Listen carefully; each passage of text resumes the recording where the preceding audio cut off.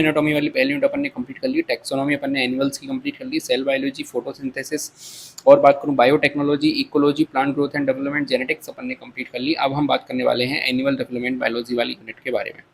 इस वीडियो में अपन क्या है PYQs भी करते हैं साथ के साथ, जिससे आपको आइडिया लग जाता है कि हाँ भाई हमारे क्वेश्चन हमसे हो रहे हैं या नहीं हो रहे हैं।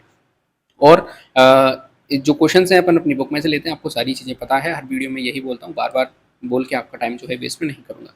लेकिन एक बहुत ही इंपॉर्टेंट बात मुझे अभी याद आई, कहूँगा मैं, क्योंकि पिछले वीडियोज़ पे कई ज़्यादा कमेंट्स आ रही हैं, तो बच्चे पूछ रहे हैं कि सर ये सफिशियंट है क्या, या एक कमेंट्स आ रही है कि सर इसके अलावा हमें कुछ भी नहीं पढ़ना है। तो देखिए बात होती है बेटा विश्वास की, इसकी बात होती है विश्वास की, या फिर ट्रस्ट एक ऐसी चीज़ है जो हमें किसी ना किसी चीज़ पे करना पड़ेगा।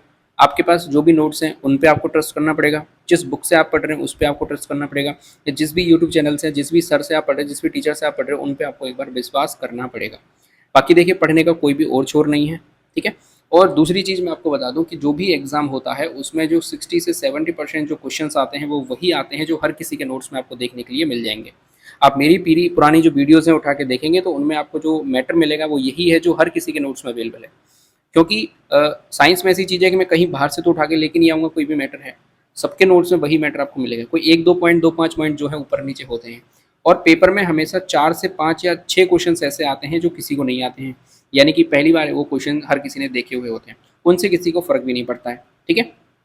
फ़र्क क्यों नहीं पड़ता? क्योंकि वो क्वेश्चन जो है वो सिलेक्शन कराने वाले होते ही नहीं है। सिलेक्शन कराने वाले जो क्वेश्चन हैं वो वही होते हैं जो 60 से 70% पेपर में पूछे जाते हैं, ठीक है। ऐसा मैं क्यों बोल रहा हूँ? क्योंकि यदि आप सिलेक्शन लेना चाहते हैं तो यदि आप 60 से 70% क्वेश्चन वहाँ पे राइट करके आ रहे हैं, यानी कि ऐसे क्वेश्चन आपने सही कर दिए जिसको हर बच्चा सही कर रहा है, तो आप सिलेक्शन की रेस में हैं। लेकिन जिन क्वेश्चन को हर बच्चा सही कर रहा है उनको आपने गलत कर दिया तो फिर आप ऑटोमेटिकली सिलेक्शन से बाहर हो गए। ये चीज़ आप जितनी जल्दी समझ जाएंगे उतनी जल्दी फायदे में रहेंगे। बाकी पढ़ाई का किसी भी टॉपिक का और छोर नहीं है, आप 100 किताबें ला के नई नई चीज़ें ऐड करते रह जाएंगे और लोग जो है बार बार रिवीजन करके उन चीज़ों को जो है क्लियर कर जाएंगे, ठीक है। तो ये चीज़ मैं आपको बताना चाहता हूँ, किसी भी चीज़ का और छोर नहीं है, आप ट्रस्ट करिए एक बार, आपके जो नोट्स हैं उन पर ट्रस्ट करिए, मैं जो पढ़ा रहा हूँ उस पर ट्रस्ट करिए, और जो आपको बुक्स जिनसे भी आप पढ़ रहे हो उन पे एक बार विश्वास करके देखिए और फिर आप अपना रिजल्ट देखिएगा तो आपको पता चल जाएगा, ठीक है। मेहनत आपको करनी पड़ेगी, खुद से करनी पड़ेगी कुछ चीज़ें, तो वो आप देख लीजिएगा। तो ये चीज़ मुझे छोटी सी आपको बतानी थी। चलिए अपन शुरू कर लेते हैं। हमारी जो यूनिट है वो एनिमल डेवलपमेंट बायोलॉजी वाली यूनिट चल रही है, जिसमें हम बात भी करेंगे कि भाई कौन कौन से टॉपिक्स हमारे क्वेश्चन में हैं, सिलेबस में है। तो 12th वाले पोर्शन की हम यहाँ पे बात करें तो आप गेमेटोजेनेसिस देखेंगे, फर्टिलाइजेशन देखेंगे, क्लीवेज देखेंगे, गैस्ट्रुलेशन देखेंगे और ऑर्गेनोजेनेसिस देखेंगे।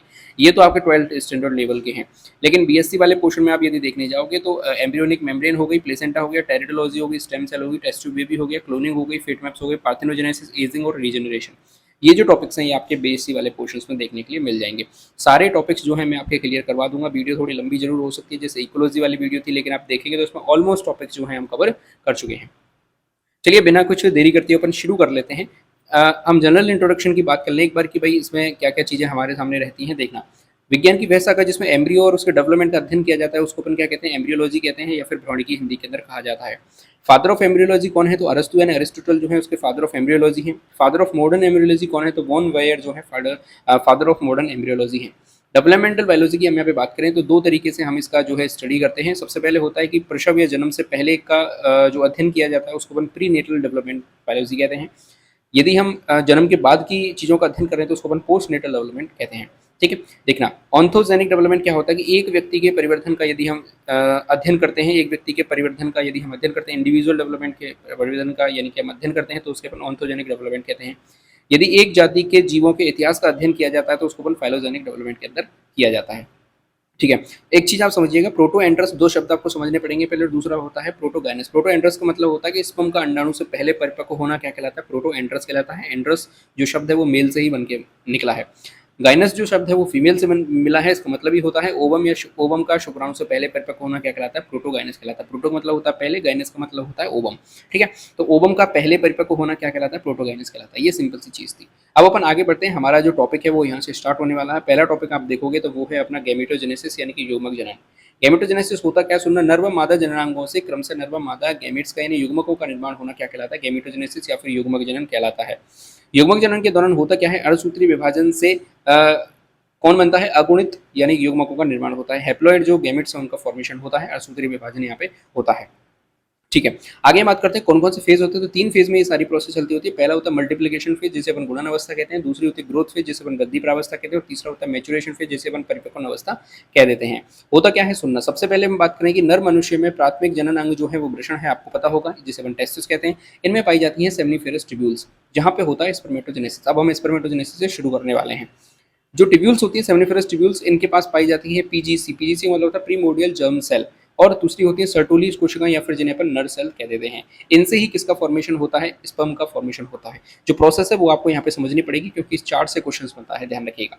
देखना, सबसे पहले सर्टोलिक ये जो जर्मिनल एपिथेलियम होती है या फिर प्रीमोर्डियल जर्म सेल होती है, इनसे निकलती है कौन, स्पर्मेटोगोनिया, जो कि डिप्लॉइड होती है, 2n होती है।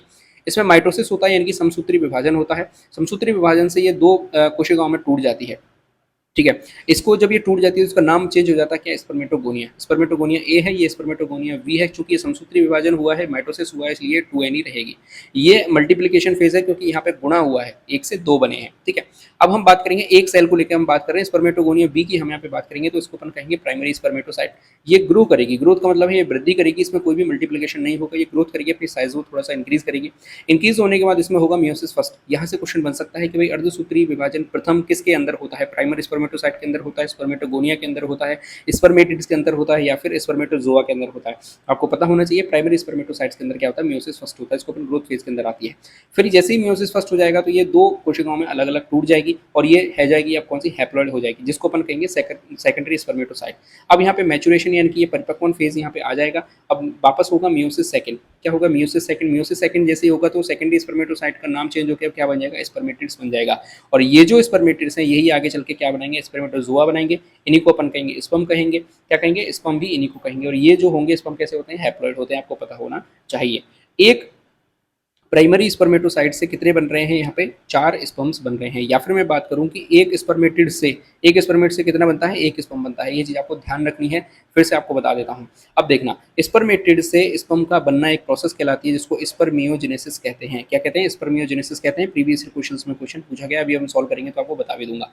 एक स्पर्मेटोगोनिया कितने बनाती है, 4 स्पर्मेटिड्स बनाती है। और एक स्पर्मेटिड्स कितने स्पर्म बनाती है, एक स्पर्म बनाती है, ध्यान रखिएगा। ठीक है, एक स्पर्मेटोगोनिया से 4 स्पर्मेटिड्स बनेंगे, या फिर 4 स्पर्म्स बन जाएंगे। क्या बन जाएंगे, 4 स्पर्म्स बन जाएंगे। लेकिन एक स्पर्मेटिड्स क्या बनाएगी, एक स्पर्म बनाएगी। और स्पर्मेटिड से स्पर्म बनने की प्रक्रिया क्या कहलाती है, स्पर्मियोजेनेसिस कहलाती है, ध्यान रखिएगा।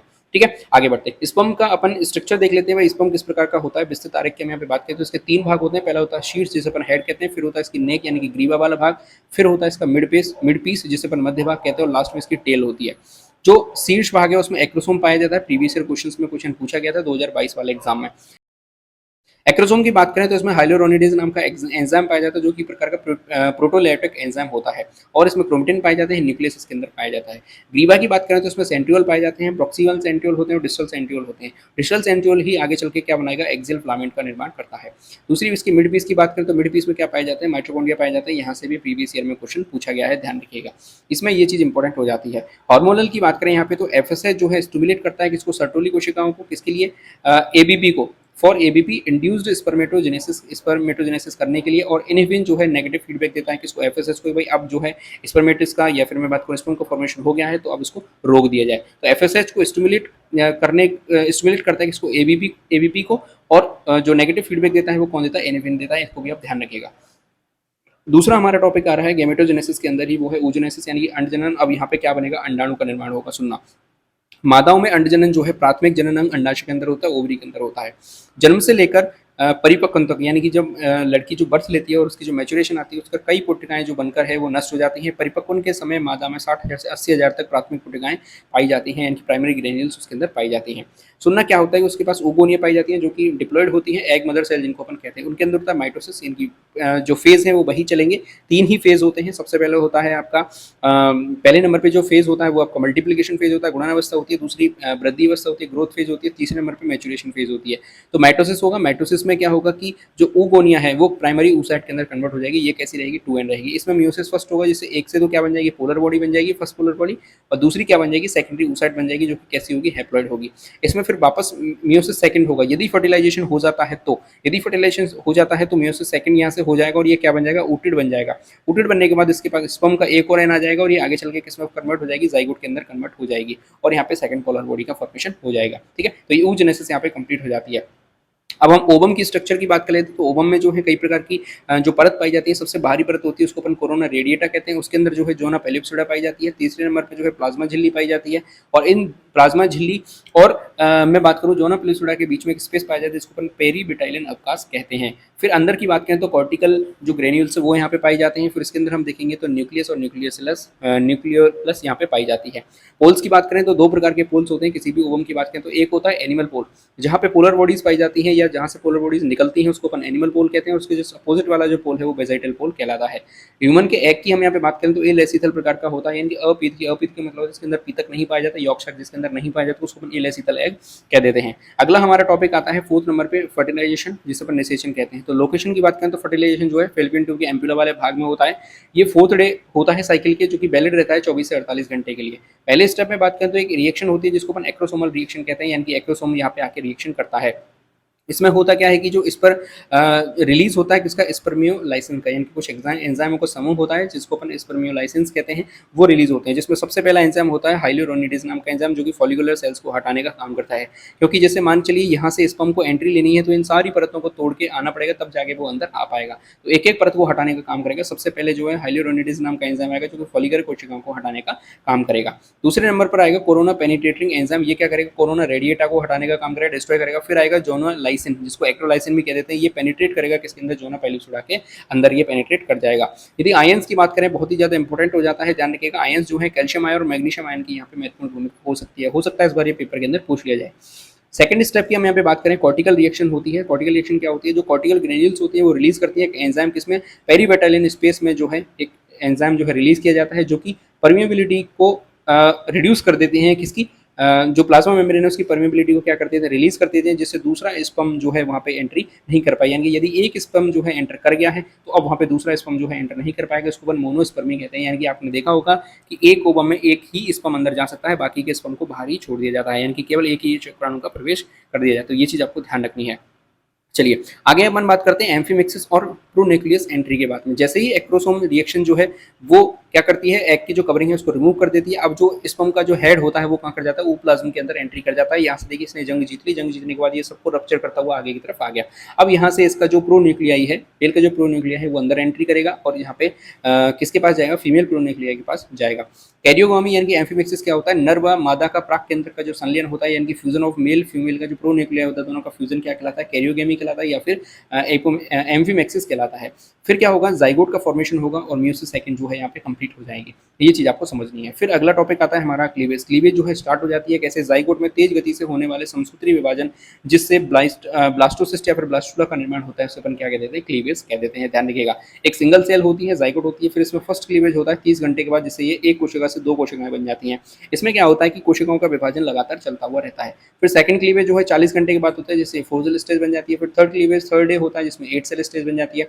फोर्थ डे जो है फोर्थ क्लीवेज होता है जिसमें 18 से 16 स्टेज सेल की स्टेज बन जाती है, जिसको अपन मोरूला कहते हैं। ध्यान रखिएगा, 18 से 16 कोशिकाओं की जो अवस्था होती है उसको मोरूला कहा जाता है। और 7th डे पे क्या बन जाती है, ब्लास्टोसिस्ट बन जाती है, जिसमें ऊपर की जो परत होती है उसको अपन आउटर ट्रोपोप्लास्ट कहते हैं या फिर ट्रोपोएक्टोडर्म कहा जाता है। बीच में कोशिकाओं का एक बंच बन जाता है जिसको अपन इनर सेल मास कहते हैं, और बीच में एक गुहा बन जाती है जिसको ब्लास्टोसील कहा जाता है। सुनना एक इंपॉर्टेंट चीज है जिसको अपन एक्टोपिक प्रेगनेंसी कहते हैं। ये होता क्या है कि यदि भ्रूण गर्भाशय के बाहर फैलोपियन ट्यूब में आरोपित हो जाए तो इसे अपन एक्टोपिक प्रेगनेंसी कहा जाता है। इसमें क्या होता है कि जोना पेलिसुडा ज्यादातर इस चीज को क्या कर लेती है, प्रिवेंट कर लेती है, लेकिन बाई चांस ऐसा हो दिया जाए तो फिर गर्भ को वहीं पे गिरा दिया जाता है। ठीक है, क्योंकि फैलोपियन ट्यूब में जो है गर्भाशय जो भ्रूण है वो वृद्धि नहीं कर सकता। उसका जो इम्प्लांटेशन होने की जगह है वो कहाँ है, गर्भाशय ही है। तो उस जो गर्भ होता है उसको क्या कर दिया जाता है, गिरा दिया जाता है, मिसकरेज कर दिया जाता है। ठीक है, यहाँ पे होता क्या है, सुनना, बाल्फोर का एक नियम चलता है जिसमें होता है विदलन की जो रेट होती है, यानी क्लीवेज की जो रेट होती है वो पीतक के मात्रा के इन्वर्सली प्रोपोर्शनल होती है। यानी कि जिसमें पीतक की मात्रा अधिक होगी तो विदलन की दर क्या होगी, कम हो जाएगी। ये चीज ध्यान रखिएगा, किसका नियम है, बाल्फोर का नियम है, बहुत ही ज्यादा इंपॉर्टेंट हो जाता है। अब अपन क्लासिफिकेशन ऑफ क्लीवेज देख लेते हैं, यानी कि क्लीवेज कितने प्रकार का होता है। देखना, क्लीवेज जो है सबसे पहले बाइलेटरल होता है जिसे अपन द्विपार्श्व कहते हैं। किसके अंदर पाया जाता है, मोलस्का के अंदर पाया जाता है, वर्टिब्रेट्स के अंदर पाया जाता है। क्वेश्चन यहाँ से किस प्रकार से पूछा जाता है, तो आपसे सीधा एग्जाम्पल देगा और वहां से पूछेगा भाई इसमें किस प्रकार का क्लीवेज पाया जाता है। तो ये पूरा चार्ट आप एक बार में याद कर लीजिएगा। दूसरा होता है रेडियल। रेडियल में क्या होता है, सिलेंट्रेटा के अंदर, स्पंज के अंदर और इकाइनोडर्मेटा के अंदर ये पाया जाता है। तीसरा होता है सर्पिल। सर्पिल में एस्केरिस के अंदर या फिर एनिलिडा के अंदर ये पाया जाएगा। फिर होता है होलोब्लास्टिक, जिसे अपन पूर्ण विभाजन कहते हैं। होलो का मतलब ही होता है कंप्लीट, जिसमें समान होगा मेंढक के अंदर और असमान होगा किसके अंदर, एम्फिओक्सिस के अंदर। ध्यान रखिएगा पूर्णभंजी जो है दो प्रकार का होता है, इक्वल होलोब्लास्टिक और दूसरा होता है अनइक्वल होलोब्लास्टिक। इक्वल होलोब्लास्टिक जो है मेंढक के अंदर पाया जाएगा, अनइक्वल होलोब्लास्टिक जो है एम्फिओक्सिस के अंदर पाया जाएगा। मीरोब्लास्टिक होता है वो बर्ड्स के अंडों में पाया जाता है। और यदि हम सुपरफिशियल की बात करें तो इंसेक्ट्स के जो अंडे होते हैं उनके अंदर विदलन जो है कौन सा सुपरफिशियल प्रकार का पाया जाता है। अगला हमारे सामने आता है भाई अंडों के प्रकार यानी कि क्लासिफिकेशन ऑफ एग्स। सुनना, तीन आधार पे हम जो है डिस्ट्रीब्यूशन करेंगे किसका, अंडों का। तो पहला जो आधार आता है वो आता है हमारे सामने कवच के आधार पर। तो क्लीडोइक अंडे और नॉन क्लीडोइक अंडे। क्लीडोइक का मतलब होता है कि जिनके पास कैल्शियम कार्बोनेट का जो कवच है यदि वो उपस्थित होगा तो वो क्लीडोइक एग्स कहलाएंगे। जैसे कीड़े के हो गए, सरीसृप ने रेप्टाइल्स के हो गए, एब्स के हो गए, या फिर प्रोटोहेरियन स्तनधारी के जो अंडे होते हैं वो क्लीडोइक प्रकार के होते हैं। दूसरे होते हैं नॉन क्लीडोइक, जिनके पास कोई भी कवच नहीं पाया जाता, जैसे मोलस्क के एग्स हो गए, मछली के हो गए, उभयचर के हो गए, या फिर यूथेरियन स्तनधारी के एग्स हो गए, उनके पास कोई भी कैल्शियम कार्बोनेट का कवच नहीं पाया जाता। ठीक है, एक इंपॉर्टेंट फैक्ट क्या है यहाँ पे कि यदि मुर्गियों में पैराथायरॉन हार्मोन की कमी हो जाए तो फिर उसका जो कवच का निर्माण है वो क्या हो जाता है, रुक जाता है। अगला अगला हमारा जो बेस आता है वो है पीतक की मात्रा के आधार पर। सुनना, चार प्रकार के अंडे होते हैं। पहला होता है अपीतिकी, दूसरा होता है सूक्ष्म पीतिकी, तीसरा होता है मध्य पीतिकी, चौथा होता है अतिपीतिकी। शब्द से ही क्लियर हो जाएगा। एलेसितल का मतलब होता है अ का मतलब होता है अनुपस्थित, यानी कि इसमें पीतक पाया ही नहीं जाएगा। जैसे उदाहरण की बात कर लें मानव या फिर खरगोश। दूसरा होता है सूक्ष्म पीतिकी। सूक्ष्म का मतलब होता है माइक्रो। माइक्रो मतलब जिसमें यॉक सैक की मात्रा क्या होती है, बहुत कम होती है। यॉक की मात्रा बहुत कम होती है, जिसमें इकाइनोडर्मेटा आ गया, एम्फियोक्सस आ गया। फिर होता है मध्य पीतिकी, यानी कि जिसमें माइक्रोलेसिथल से ज्यादा पाया जाएगा और मैक्रोलेसिथल से कम पाया जाएगा। जैसे कि बात करें मेंढक की या फिर लंग फिश की बात कर लें। लास्ट होता है अतिपीतिकी, जिसको अपन मैक्रोलेसिथल कहते हैं, जिसमें कीड़े आ गए, पक्षी आ गए, सरीसृप आ गए। ये सारे के सारे कैसे हैं, मैक्रोलेसिथल प्रकार के एग हैं। यदि आपको डेवलपमेंट बायोलॉजी की बहुत ज़्यादा डिटेल में ये चीज़ें आपकी समझ में नहीं आई है, किसी भी टीचर के समझ में नहीं आई तो आप मेरे चैनल पर जाकर देखेंगे तो डेवलपमेंट बायोलॉजी में सारी चीज़ें मैंने क्लीवेज, ब्लास्टुलेशन, गैस्ट्रुलेशन या फिर मोरूला वगैरह सारी चीज़ें मैंने जो है करा रखी हैं। आप एक बार वीडियो जरूर जाके देखिएगा, पूरा ग्रेजुएशन का जो मैटर है मैंने वहाँ पे करा रखा है। यदि आपकी समझ में नहीं आया है तो, यदि आपकी समझ में आ गया है तो बिल्कुल उसको देखने की आवश्यकता नहीं है। ठीक है, चलिए वितरण के आधार पर हम बात करें, डिस्ट्रीब्यूशन की यहाँ पे बात कर लें तो समपीतिकी यानी कि आइसोलेसिथल का मतलब होता है कि जो वितरण है वो पूरे केंद्रक में पूरे अंडे में समान रूप से पाया जाएगा, उसको अपन आइसोलेसिथल कहेंगे, जैसे स्तनधारियों का अंडा होता है। दूसरा होता है केंद्र पीतिकी। केंद्र पीतिकी का मतलब होता है सेंट्रोलेसिथल, यानी कि जो यॉक है वो केवल सेंटर में यानी कि केंद्र में पाया जाएगा, जैसे कीड़े के अंडों में पाया जाता है। दूसरा होता है गोलार्ध पीतिकी, जिसको अपन टीलोलेसिथल कहते हैं, यानी कि एक गोले जैसा फॉर्मेशन बना लेगा और आधे अंडे में वो पाया जाएगा। ठीक है, आधे अंडे में पाया जाएगा, जैसे पक्षी के हो गए, उभयचर के हो गए, सक्रिय ध्रुव बनाम आकृति, यानी कि यहाँ पे जो एनिमल पोल और जो बेजाइटल पोल हैं वो यहाँ पे पाए जाते हैं। चलिए आगे बात कर लेते हैं अपन पीतक का संश्लेषण जो होता है उसको अपन बाइटेलोजेनेसिस कह देते हैं, यानी कि यॉक का फॉर्मेशन होना और स्टोरेज की प्रोसेस होती है उसको अपन क्या कहते हैं, बाइटेलोजेनेसिस कह देते हैं या फिर पीतक निर्माण कह देते हैं हिंदी के अंदर। इसकी लोकेशन की बात करें तो देखना वर्टिब्रेट्स के अंदर जो है वो लीवर में होता है बाइटेलोजेनेसिस, यानी कि पीतक का संश्लेषण। इंसेक्ट के अंदर बात करें तो वो फैट बॉडीज में होता है, और दूसरे इन्वर्टिब्रेट्स की अंदर बात करें हम तो वो oocyte के अंदर हमें देखने को मिलता है बाइटेलोजेनेसिस, यानी कि पीतक का संश्लेषण। ध्यान रखिएगा, बहुत ही इंपॉर्टेंट फैक्ट है। कंपोजिशन ऑफ यॉक की बात करें, यानी कि जो पीतक होता है उसमें क्या क्या चीजें पाई जाती हैं, तो कार्बोहाइड्रेट होता है कितना 1%, जो कौन सा होता है, मैनोज होता है। प्रोटीन की बात करें तो एल्ब्यूमिन होती है, ग्लोबिन होती है, बाइटेलोजिन नाम की प्रोटीन यहाँ पे पाई जाती है। फैट की बात करें तो फॉस्फोलिपिड्स के फॉर्म में फैट जो है पाया जाता है। दूसरी हम बात करें जो फॉर्म्स की यदि बात करें, जो यॉक है वो ग्रेन्यूल्स के रूप में पाया जाता है, जैसे इंसेक्ट के अंडे हो गए, इन्वर्टिब्रेट्स के अंडे में जो आपका यॉक होता है वो ग्रेन्यूल्स के फॉर्म में पाया जाता है, और वर्टिब्रेट्स के अंदर ये प्लेटलेट्स के फॉर्म में पाया जाता है।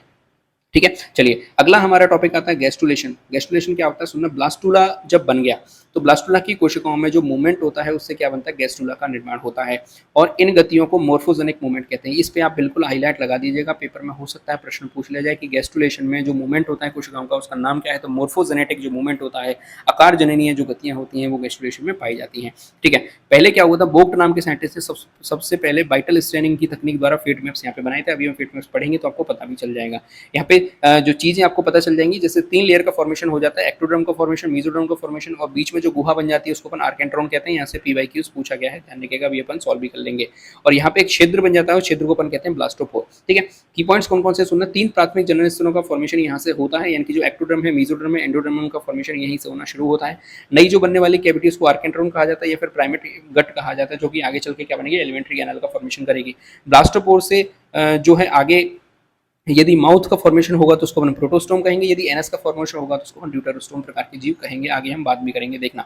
प्रोटोस्टोम बनाम ड्यूटेरोस्टोम क्या होता है, देखना, जिसका जो ब्लास्टोपोर का जो फीचर होता है, फेट होता है, वो ये डिसाइड करता है। प्रोटोस्टोम कौन से जीव होते हैं कि ब्लास्टोपोर पहले यदि माउथ का फॉर्मेशन कर दे तो ऐसे जीवों को अपन प्रोटोस्टोम कहेंगे। यदि मुख्य बाद में बने और एनस का फॉर्मेशन पहले हो जाए तो उसको अपन क्या कहेंगे, ड्यूटेरोस्टोम प्रकार के जीव कहेंगे। उदाहरण की हम बात करें तो प्रोटोस्टोम में आते हैं जैसे प्लेटी हेलमिंथीज हो गए, एसके हेलमिंथीज हो गए, एनिलिडा हो गई, ऑर्थोपोडा हो गई, मोलस्का हो, ये सब कौन है, प्रोटोस्टोम में। ड्यूटेरोस्टोम की हम बात करें तो जैसे एकाइनोडर्मेटा हो गया, हेमिकोडेटा हो गया आपका, और कॉर्डेटा हो गया, ये सारे के सारे कैसे ड्यूटेरोस्टोम है। हमने एनिमल टैक्सोनॉमी में भी ये सारी चीज पढ़ ली थी। अब हम मोर्फोजेनिक जो मूवमेंट्स होते हैं उनकी यहाँ पे बात कर लेते हैं, इंपॉर्टेंट हो जाता है सुनना, जो जिसको अपन गैस्ट्रुलेशन मूवमेंट भी कह देते हैं। सबसे पहले होती है एपीवॉली। एपीवॉली का मतलब होता है कि जो माइक्रोमर्स होते हैं, मैक्रोमर्स पर वृद्धि होती है, बाहरी तरफ क्या हो जाता है, एक्टिडर्मल गति हमें यहाँ पे देखने को मिल जाती है। ये सारी चीजें आपको जब गैस्ट्रुलेशन का डिटेल आप पढ़ोगे तो आपको ये सारी चीजें पता चलेंगी, क्योंकि ग्रेजुएशन का मैटर है पूरा की पूरा। तो मेरे वीडियोस आप जाके देखेंगे तो सारी चीजें आपके समझ में आ जाएंगी। एम्बोली की बात करें तो क्या होता है कि जो कैविटी होती है बनाने के लिए जो ब्लास्टोमेर्स है वो अंदर की ओर धंसना शुरू कर देते हैं, जिसको अपन एम्बोली गति कहते हैं। फिर होती है इन्वेजिनेशन। इन्वेजिनेशन का मतलब होता है एक परत का अंदर की ओर मुड़ना, जैसे गुब्बारे को दबाना हो, उसको अपन इन्वेजिनेशन कहते हैं। फिर होती है इन्वोल्यूशन। इन्वोल्यूशन का मतलब क्या होता है कि जो आंतरिक सतह होती है, आंतरिक सतह पर फैलने वाली जो अंदरूनी गतियां होती हैं उनको अपन इन्वोल्यूशन कहते हैं। डेलिमिनेशन की बात करें तो कोशिकाओं का अलग होकर विशिष्ट लैमेला या फिर परतें बनाना डेलिमिनेशन कहलाता है। इन्फिल्ट्रेशन क्या होता है, तो हाइपोब्लास्ट से कोशिकाओं को घुसपैठ करके नई परत बनाना क्या कहलाता है, इन्फिल्ट्रेशन कहलाता है। ठीक है, आप सीधी सीधी परिभाषा यहाँ से याद रख लीजिए। यदि आपको कुछ भी समझ में नहीं आता है तो आप सीधी सीधी परिभाषा याद रख लीजिए। सीधा आपसे पेपर में यही पूछा जाएगा कि मैक्रोमर्स के पर वृद्धि होने वाली जो गतियां हैं उनको क्या कहते हैं, तो एपीवॉली कहते हैं। इसी प्रकार से क्वेश्चन आपसे पूछे जाएंगे।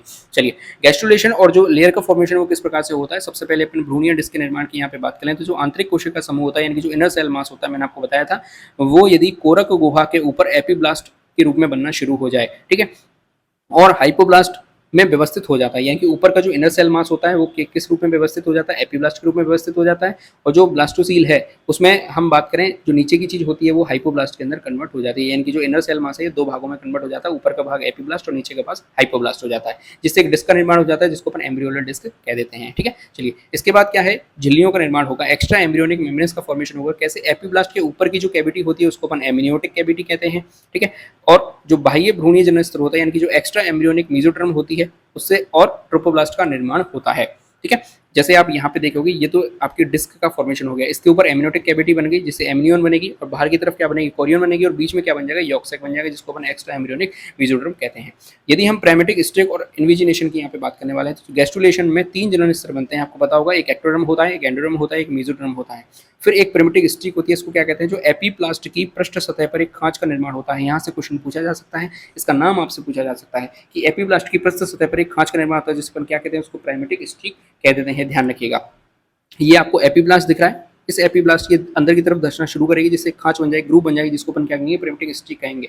फिर होगा इन्विजिनेशन, जिसको अंतर्वलन कहते हैं, तो जो ब्लास्टोपोर पर एपीब्लास्ट की कोशिकाओं का अंदर की ओर धंसना, जिससे क्या बनेगा, ब्लास्टोपोर का निर्माण होगा। ठीक है, चलिए आगे अपन बढ़ते हैं। ऑर्गेनोजेनेसिस हमारा जो है अगला टॉपिक आ जाता है, फेट ऑफ जर्म लेयर्स, यानी कि जर्म लेयर्स का फॉर्मेशन हो गया। अब उससे क्या होगा, आगे चल के कौन कौन सी आपके ऑर्गन्स बनेंगे, यानी कि जर्म लेयर से ऑर्गन्स बनने का निर्माण क्या कहलाता है, ऑर्गेनोजेनेसिस कहलाता है। ठीक है, देखिएगा, एक्टोडर्म, मेसोडर्म, एंडोडर्म। तो एक्टोडर्म से बनता है स्किन, जैसे एपिडर्मिस के जो स्किन वाला पार्ट है वो बनता है, हेयर्स बनते हैं, नेल्स बनते हैं। नर्वस सिस्टम के जो ब्रेन है और स्पाइनल कॉर्ड वाला पार्ट है वो बनता है। और आई की बात करें तो लेंस और रेटिना है वो एक्टोडर्म से फॉर्मेशन होते हैं। मेसोडर्म की बात करें तो बोन्स हो गई, कार्टिलेज हो गए, मसल्स हो गई, ब्लड हो गया, heart, spleen, kidney, gonads, dentin of teeth. ध्यान रखिएगा, टीथ का जो डेंटिन वाला पोर्शन है वो मेसोडर्म होता है। ठीक है, आगे बात करें एंडोडर्म की बात करें तो इनर लाइनिंग ऑफ गट, यानी कि जो गैस्ट्रोइंटेस्टिनल जो ट्रैक है उसकी जो इनर लाइनिंग है वो एंडोडर्म से बनती है। लंग्स हो गए, ट्रैकिया हो गए, थायराइड, पैराथायराइड, थाइमस ग्लैंड्स हो गई, यूस्टेगियन ट्यूब हो गई, मिडिल ईयर लाइनिंग हो गई, ये सारे एंडोडर्म से फॉर्मेशन होते हैं। यदि आपके पास इसका बहुत बड़ा चार्ट है तो उसको भी आप याद कर लीजिएगा। ठीक है, चलिए आगे हम बात करते हैं एक्स्ट्रा एम्ब्रियोनिक मेम्ब्रेन, अगला हमारा टॉपिक यहाँ पे आ रहा है। तो सुनना, प्रारंभिक अवधारणा क्या थी, भाई जो मेसोडर्म है वो 2 परतों में विभाजित होकर सीलोम कैविटी बनाता है। ठीक है, और 2 परत कौन सी होती है, एक होती है सोमेटिक मेसोडर्म और दूसरी होती है आपकी कौन सी, स्प्लेनिक मेसोडर्म, जिसको अपन आंतरांग भी कह देते हैं। यहाँ पे ये मेसोडर्म है, ये 2 भागों में टूटकर बन जाती है। जो पहली होती है उसको सोमेटिक मेसोडर्म कहते हैं, जो कि पैराइटल होती है, बीच में क्या बन जाती है, सीलोम का फॉर्मेशन हो जाता है, और दूसरी होती है उसको स्प्लेनिक मेसोडर्म या फिर जो विसरल वो होती है। ठीक है, तो 4 प्रकार की जो है एक्स्ट्रा एम्ब्रियोनिक मेम्ब्रेन्स बनती है, जिसमें सबसे पहले हम बात करेंगे पीतक कोश की। ये क्या है, सबसे पहले बनता है, यॉक सैक जो है सबसे पहले बनता है। और कैसे बनता है, स्प्लेंकोप्लियोर से इसका निर्माण होता है, यानी कि एंडोडर्म और स्प्लेंकी जो मेसोडर्म है उन दोनों से मिलकर ये बना हुआ होता है। पीतक पाचन के लिए प्रोटियोलिटिक एंजाइम होते हैं, यानी कि इसके अंदर क्या पाया जाएगा, तो पीतक के पाचन के लिए, पीतक जो है पूरा जो है पोषण का काम देता है बच्चे के लिए, तो उसको पाचन करने के लिए प्रोटियोलाइटिक एंजाइम इसमें पाए जाते हैं। भ्रूण के बढ़ने के साथ साथ ये जो है यॉर्क सैक धीरे धीरे क्या हो जाता है, कम हो जाता है। दूसरे नंबर पर हम बात करें तो वो आएगी आपकी कोरियन। कोरियन जो है सबसे बाहर की तरफ पाई जाती है। कोरियन कहाँ पाई जाती है, सबसे बाहर की तरफ जो झिल्ली है, ये सोमेटोप्ल्यूर से फॉर्मेशन होता है, यानी कि एक्टोडर्म और सोमेटिक मेसोडर्म से इसका क्या होता है, निर्माण होता है, ध्यान रखिएगा। तीसरे नंबर पर आती है आपकी एमनियन। एमनियन जो है वो भ्रूण के चारों ओर सबसे भीतर की झिल्ली होती है। सबसे बाहर की कौन सी होती है, कोरियन होती है। सबसे भीतर की कौन सी होती है, एमनियन होती है। सोमेटोप्ल्यूर से ये बना हुआ होता है। एमनियोटिक द्रव से भरी हुई एमनियोटिक कैविटी का फॉर्मेशन करती है, ठीक है, जिसमें बच्चा जो है आराम से तैरता हुआ रहता है। जो झटके होते हैं वो आराम से वो शॉक एब्जॉर्बर का काम करती है, झटके जो है उनको बचाता है बच्चे को, ठीक है। इसमें जो एमनियोटिक फ्लूइड पाया जाता है उसको यदि हम इंजेक्शन की सहायता से बाहर निकाल के उसके अंदर अपन जो जेनेटिक डिसऑर्डर है उनकी जांच अपन कर सकते हैं। तो इस जो प्रक्रिया है इसको एमिनोसिंथेसिस कह देते हैं, ठीक है। आगे बढ़ते हैं, देखना एलेंटोइस जो है वो लास्ट है, जिसको अपन हिंडगट या फिर स्प्लेंकोप्ल्यूअर से जो है ये बनता है। इसके बाद यदि बात करें तो रक्त वाहिकाओं के साथ ये थैली जैसी संरचना होती है। भ्रूण का जो मूत्राशय के रूप में ये कार्य करता है। नाइट्रोजन युक्त अपशिष्टों को ये संग्रहित करने का काम करता है। तो एलेंटोइस जो है वो अपशिष्ट को संग्रहित करने का कार्य करता है। ये पेपर में प्रश्न पूछा जाता है। श्वसन के लिए ये कोरियन के साथ मिलकर कार्य करता है और एल्ब्यूमिन को अवशोषित करने का ये काम करता है। तो ये जो आपका एक्स्ट्रा एम्ब्रियोनिक मेम्ब्रेन है वो यहाँ पे खत्म हो जाता है। चलिए अगला टॉपिक हमारा आता है प्लेसेंटा। प्लेसेंटा की हम यहाँ पे बात करें तो प्लेसेंटा को सबसे पहले खोजा था वो विलियम हार्वे नाम के वैज्ञानिक थे। फंक्शन की बात करें जो प्लेसेंटा है वो पोषण करता है, शोषण करता है, उत्सर्जन करता है, प्रोटेक्शन करता है और जो आईजीजी एंटीबॉडीज है उसको ट्रांसफर करने का भी ये काम करता है, ध्यान रखिएगा, ठीक है। इंडोक्राइन की रोल करते हैं, यानी कि इससे जो है कई प्रकार के हार्मोन्स भी सीक्रेट होते हैं, जो पिछले साल पेपर में पूछा भी गया था क्वेश्चंस। ये जो है ग्लैंड सीक्रेटिंग ग्रुप में भी काम करता है, जैसे एचसीजी हार्मोन हो गया, प्रोजेस्टेरोन हो गया, रिलैक्सिन हो गया, प्रोलैक्टिन हो गया, ये सारे हार्मोन जो है इससे सीक्रेट होते हैं। अगला हमारा टॉपिक है वही टाइप ऑफ प्लेसेंटा, यानी अपराग के प्रकार। यहाँ से भी पेपर में प्रश्न जो है वो पूछा जाता है। ये जो है बेसिकली कई प्रकार का होता है, लेकिन हमारे लिए इंपॉर्टेंट ये 3 ही प्रकार के, इनकी हम यहाँ पे बात कर लेते हैं। सबसे पहले होता है घनिष्ठता के आधार पर, दूसरा होता है झिल्लियों के आधार पर, तीसरा होता है ऊतकों के आधार पर। पहले हम घनिष्ठता के आधार की बात करें तो 3 प्रकार का होता है। पहला होता है नॉन डेसिडुएट। नॉन डेसिडुएट का मतलब क्या होता है कि जो यूट्रस होता है यानी गर्भाशय और जो भ्रूण है वो उनमें नो क्लोज टिश्यू कनेक्शन पाया जाता है, यानी कि उनमें जो क्लोज कनेक्शन टिश्यू है वो नहीं पाया जाता, घनिष्ठ संबंध नहीं पाया जाता। इसलिए जब बच्चे का जन्म होता है तो वहाँ पे ब्लीडिंग जो है वो नहीं होती है, ध्यान रखिएगा। यदि हम उदाहरण की बात करें तो जैसे हॉर्स हो गया, पिग हो गया, काऊ हो गया, शीप हो गया, इन सब में आप देखेंगे तो उस समय ब्लीडिंग जो है वो नहीं होती है। क्यों? क्योंकि इनमें जो है नॉन डेसिडुएट प्रकार का प्लेसेंटा पाया जाता है।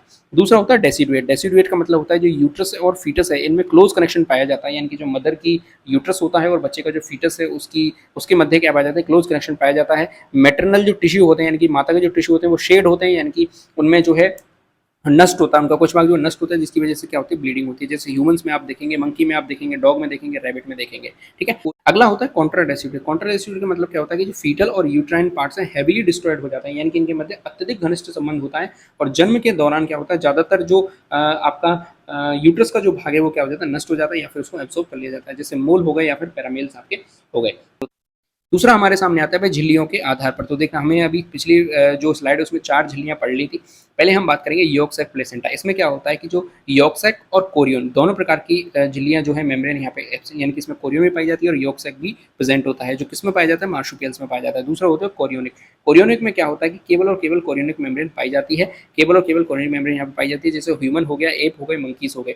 इसी प्रकार से हम यदि बात करें दूसरा होता है कोरियो एलेंटोइस। कोरियो एलेंटोइस में क्या होता है कि कोरियन में पाई जाती है, एलेंटोइस मेम्ब्रेन में पाई जाती है, जैसे गाय हो गई, भैंस हो गई और भेड़ हो गई, इन सब के मध्य ये पाया जाता है। तीसरा हमारे सामने आता है ऊतकों के आधार पर, बहुत ही ज्यादा इंपॉर्टेंट है, ध्यान रखिएगा। ऊतकों के आधार पर जो है हम बात करें तो एपिथेलियो कोरियल प्रकार का पाया जाता है, जैसे पिग और हॉर्स में पाया जाएगा। आगे हम बात करें सिंडेस्मो कोरियल जो है वो काऊ बफेलो शीप में पाया जाता है। एंडोथेलियो कोरियल जो है वो डॉग, कैट, टाइगर में पाया जाता है। हीमो कोरियल जो है ह्यूमंस में पाया जाता है। हीमो एंडोथेलियल जो है रेट और रैबिट में पाया जाता है।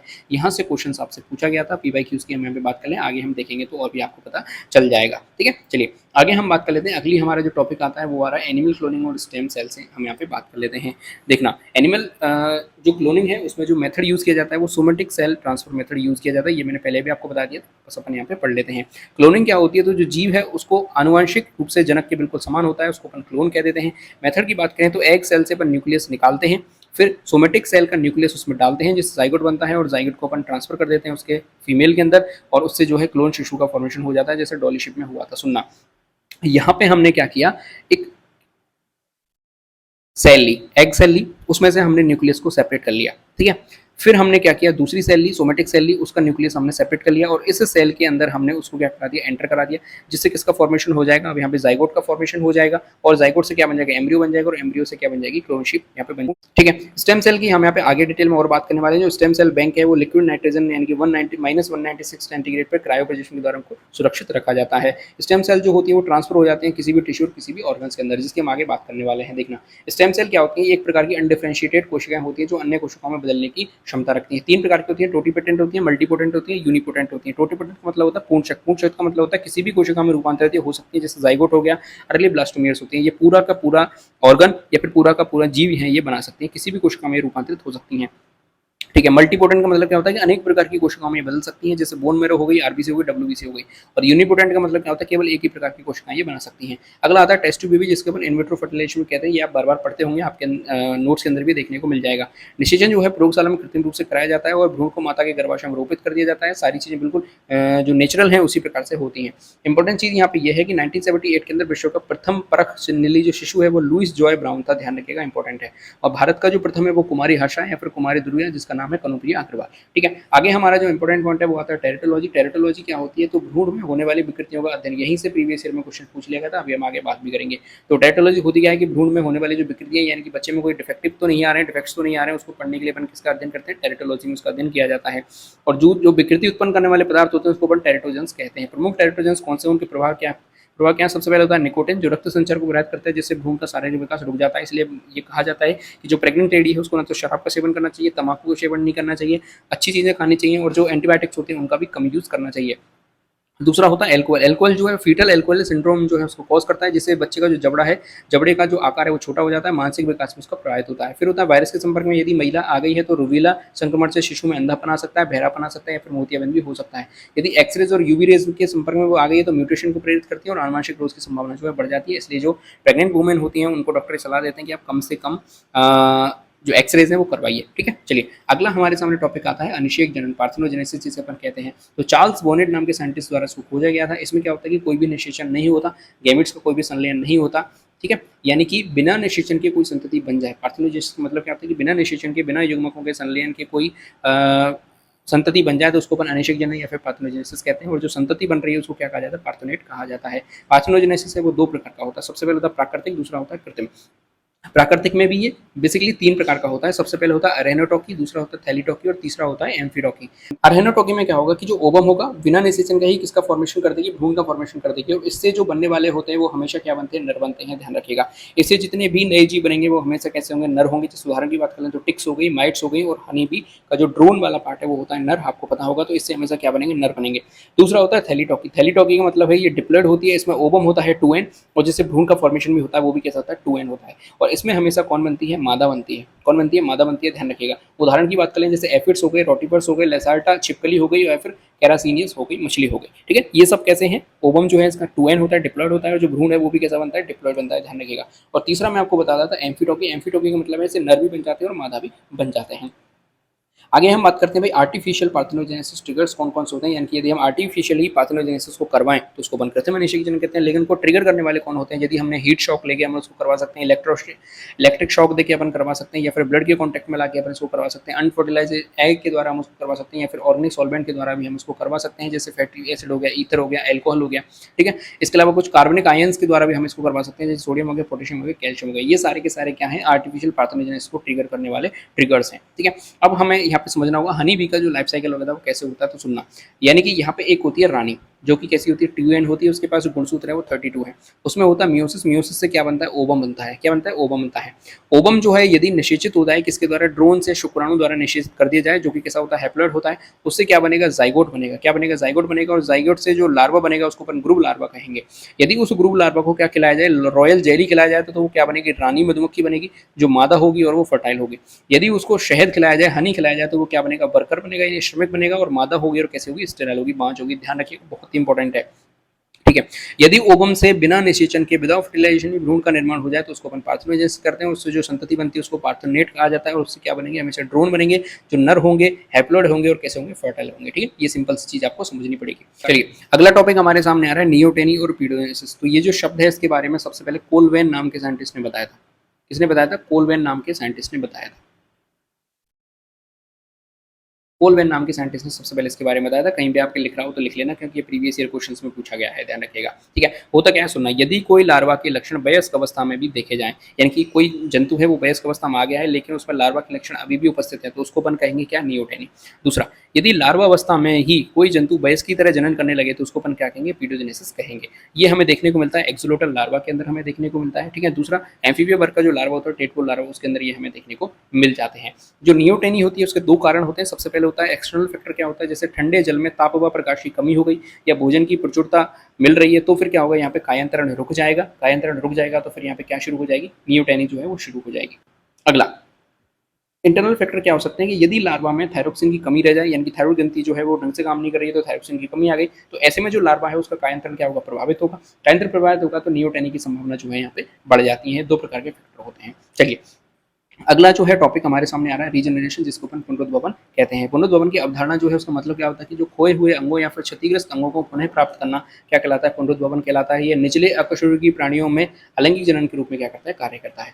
यहाँ पे हम बात करें कुछ टोटीपोटेंट कोशिकाएं होती हैं, तो ऐसी बनाने में सक्षम होती हैं उनको अपन टोटीपोटेंट कह देते हैं। स्टेम सेल होती हैं, जैसे प्रोटोजोआ में कौन होती हैं, तो सोमेटोप्लाज्म हो गई या फिर जर्म प्लाज्म हो गई, ये कैसी होती है, अमर होती हैं, इमोर्टल होते हैं। पोरीफेरा की बात करें तो आर्क्योसाइट कोशिकाएं होगी। सिलियंट्रेटा में बात करें तो लीडिंग कोशिकाएं होगी, जो अंतरालीय कोशिकाएं हो गई। इसके बाद प्लेटियलमेंथिस में बात करें तो न्यूब्लास्ट कोशिकाएं होगी। प्लेनेरिया में बात करें तो अत्यधिक पुनरुद्भवन ज्यादा पाया जाता है।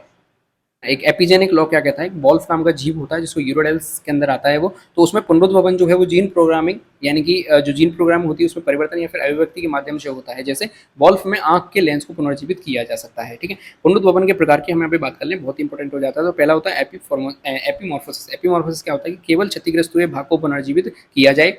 ठीक है, जैसे घाव का भरना हो गया, स्टारफिश की भुजा हो गई या फिर छिपकली की पूंछ हो गई।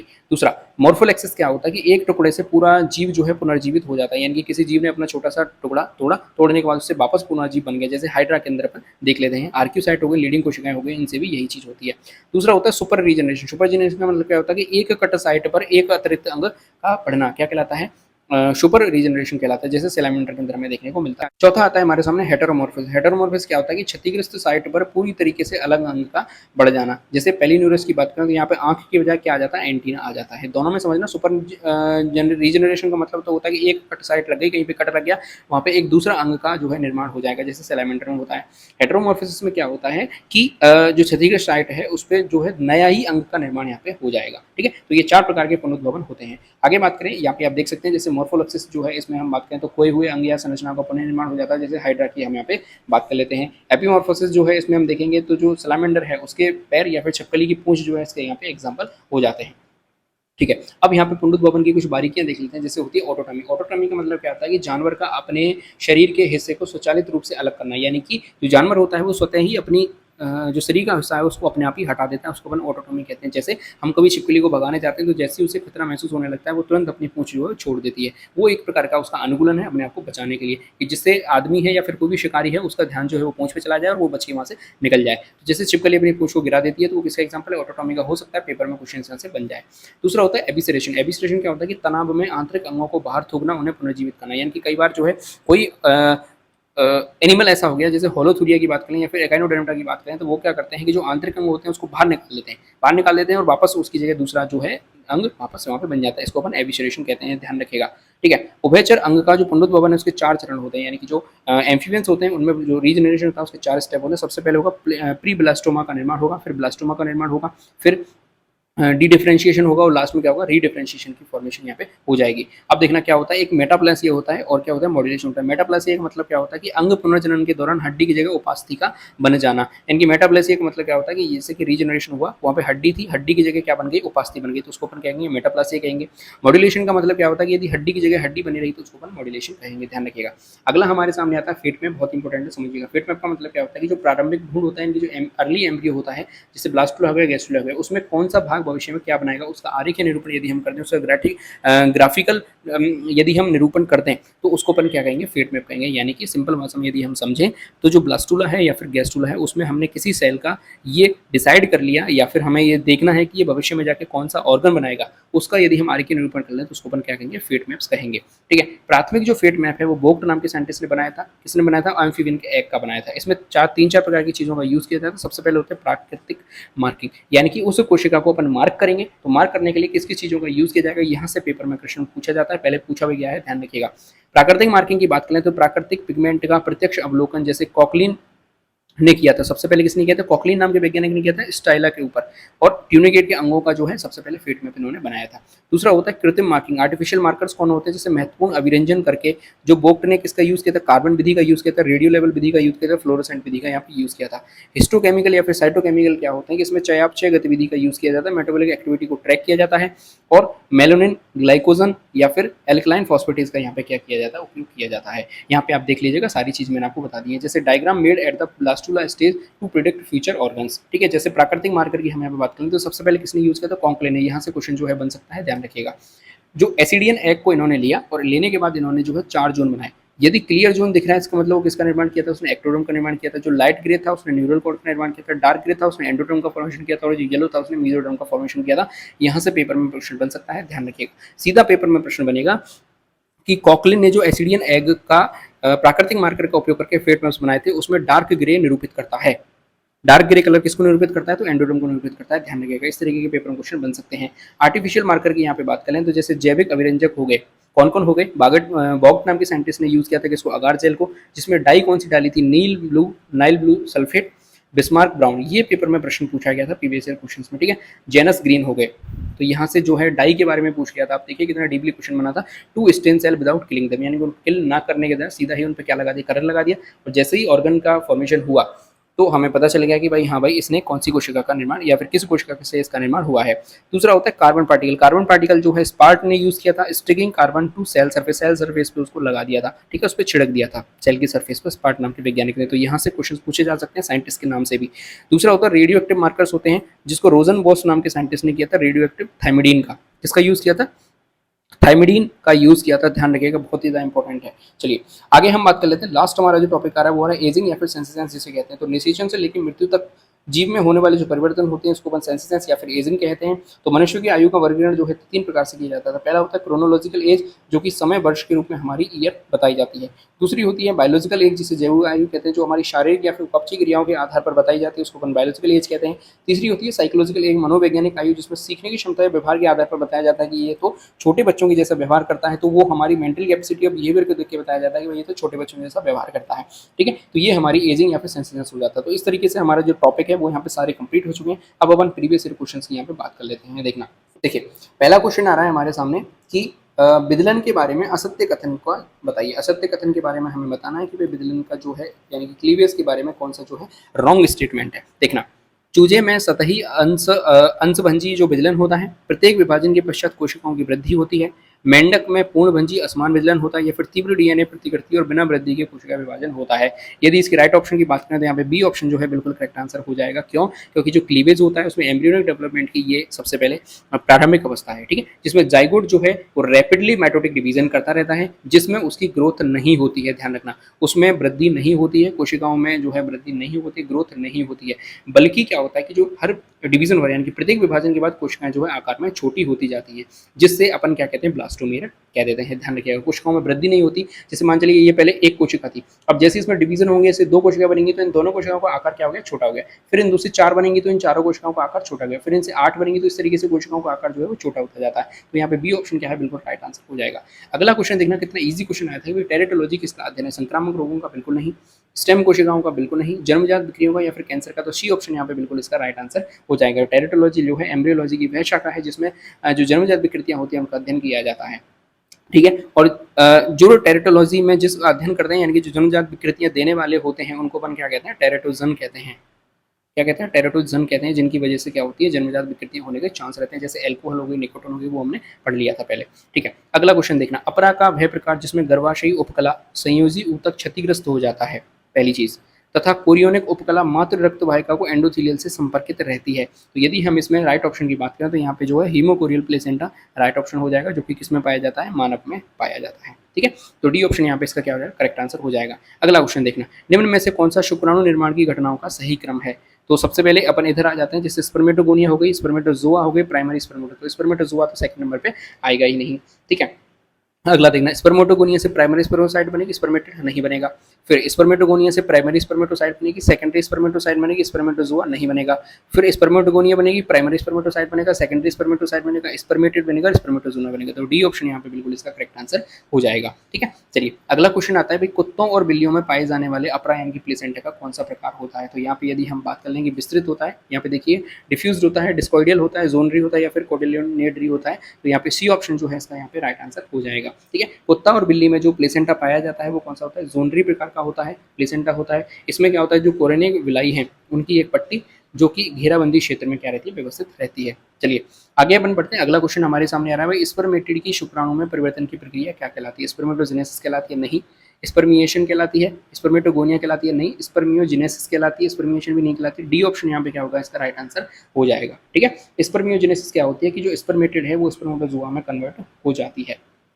ठीक है, तो इस तरीके से हमने यहाँ पे पीवाईक्यूज भी कर लिए और आपका जो टॉपिक है वो भी यहाँ पे मैंने क्लियर करा दिए। आई होप आपको वीडियो जो है पसंद आ रही होंगी। आप पहले अपने जो नोट्स हैं उनको पढ़िए, उनको पढ़ने के बाद इसको रिवीजन करिए, रिवीजन करने के बाद आप देखिए कि कौन सी चीज़ें आपके समझ में आई हैं और कौन सी चीज़ें आपकी समझ में नहीं आई हैं। फिर वापस आप क्वेश्चन प्रैक्टिस करके देखिए कि आपसे क्वेश्चन हो रहे हैं या फिर नहीं हो रहे हैं। तो वीडियो यदि अच्छी लगी है तो लाइक जरूर कर दें, चैनल को सब्सक्राइब जरूर कर दें। इसके अलावा कौन सा टॉपिक हमें लाना चाहिए, मैं प्लांट टैक्सोनॉमी की समझ रहा हूँ, यदि और कोई आपको टॉपिक चाहिए तो वो आप मुझे कमेंट करके बता सकते हैं, जिसपे अपन वीडियो बना दें। ठीक है, इसी के साथ आप पढ़ते रहिए, आगे बढ़ते रहिए, देश से प्यार करिए, माता पिता से प्यार करिए। जय हिंद।